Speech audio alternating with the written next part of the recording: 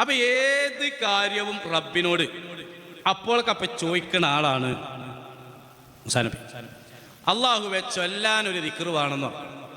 അപ്പൊ മൂസാ നബിനോട് പറഞ്ഞു, ഖുൽ ലാ ഇലാഹ ഇല്ലല്ലാഹ്, ലാ ഇലാഹ ഇല്ലല്ലാഹ് ചൊല്ലിക്കോ.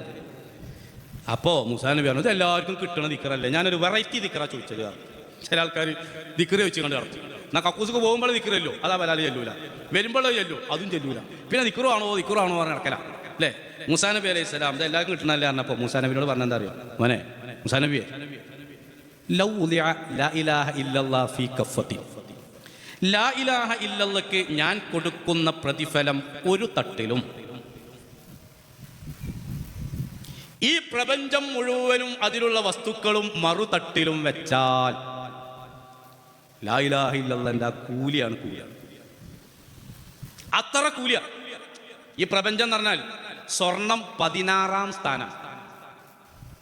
The costly products in the world എന്നടിച്ചു കൊടുത്താൽ ആന്റിമാറ്റർ എന്നൊരു സാധന വരും.